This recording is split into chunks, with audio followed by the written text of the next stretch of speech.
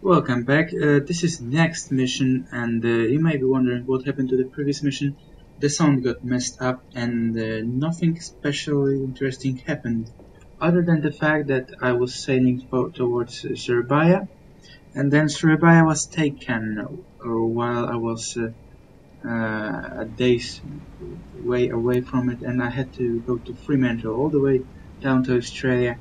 And the Australians only sent me a message on the radio while I was basically at the location at Fremantle, saying that they will be moving my base there. Yes, sir. Well, New thanks. orders. 3, There isn't 1. much to Set. comment on Yes, sir. here, other than Taylor. the fact that 1. I'm myself very surprised I came across a ship while patrolling that. This isn't normal, and you have to be extremely lucky for it to happen. Many patrols in World War II would just end without spotting a single ship. So I try to recognize them, and the first thing I spot is it has those weird masts, this kind of mast with those relief side strokes or something. Hard to tell what it is. I'm really not good at sailing, but that means it's one of two types of ship, and I initially go for this Ryul Maru classification, thinking that, that's him, alright. And I'm not really sure what those little things around the mast are used for. Now I'm hesitant. I'm gonna go with the other weird ship because of the crane that I see in front of the chimney, the smokestack, excuse me.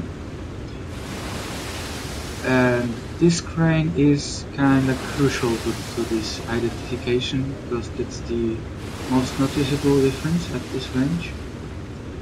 And I will also use this crane as a reference point when inputting the bearing of the ship.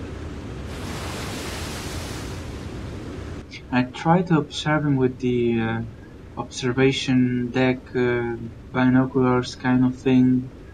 It's also used for aiming torpedoes while at the surface.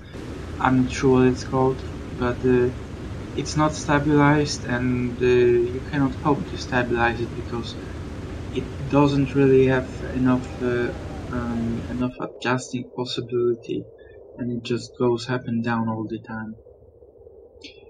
So instead of ranging it, which is impossible with this sort of weather, while I'm at the surface and the whole thing is shaking, I'm gonna use the sonar again.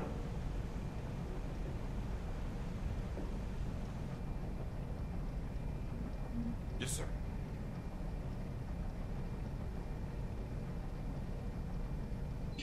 And the weather is just perfect. It's nighttime, the seas are heavy, the weather is heavy, and not heavy enough to make a torpedo shot impossible, but just enough to really screw with the hydrophone and sonar. Now submarines had really good hydrophone and sonar, and also the electric and diesel engines made much less noise than the coal-fired turbine kind of thing that those ships had going on. And it's a smaller propulsion, so it also makes it makes less noise. So I have somewhat of an advantage. The merchant ships could have a hydrophone, and later in the war they had, but the operator was usually crap, as you may guess. Yes, sir. No, not much Need experience. that. 1, 1. Yes, sir. 1, 1.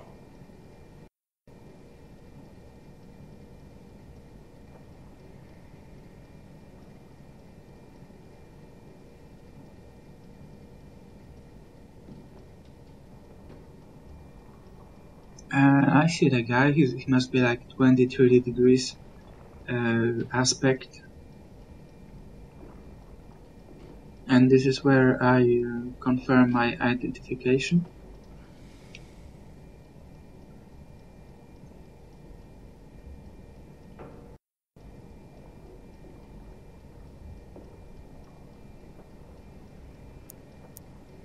You may notice the range on the electromechanic calculator does not change. It's not active, or the speed is set to 0.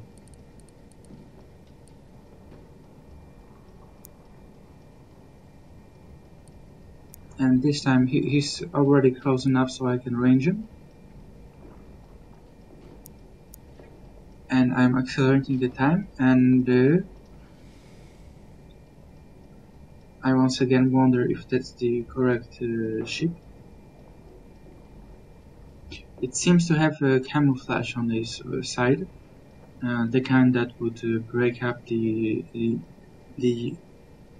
silhouette, the contour, and it would also make it a bit harder for you to say what exactly is the bearing.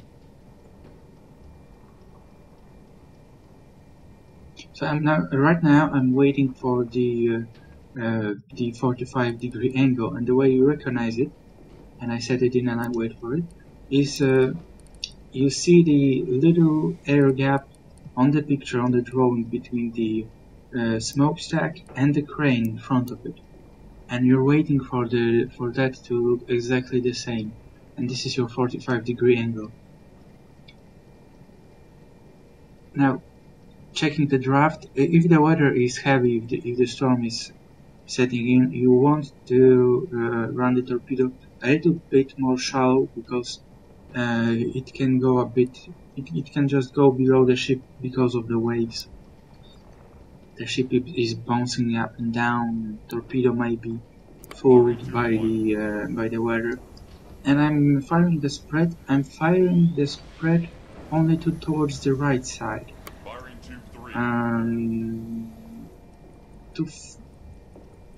Yeah, that's left one just in case, but most of the spread goes to the right. Usually the guy will accelerate if he sees the torpedo, and he will turn away. And the second reason is usually there's this short delay before setting the angle and firing. And I did not use my torpedo calculator in this case, so yeah.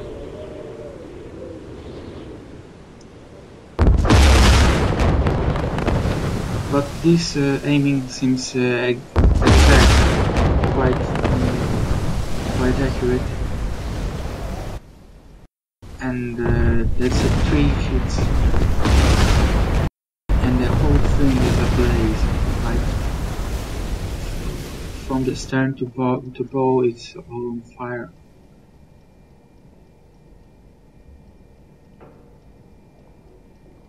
And that's a cargo ship, not a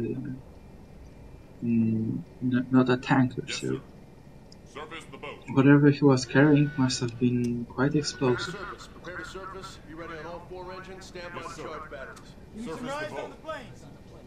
Low main ballast. Yes, sir. Ahead 2/3. So we're gonna carry on with the patrol. One last look at the sinking ship, and I think he already broke into pieces.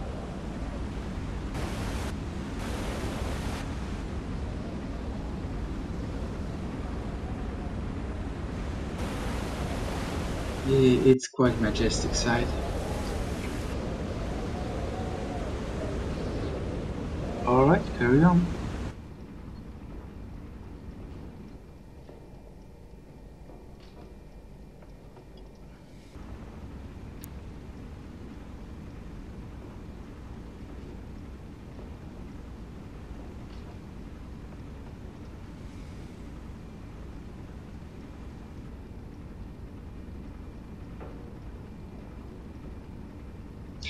This is, by the way, the full experience. You get to see what I usually cut off, get rid of. It's patrolling. Fascinating.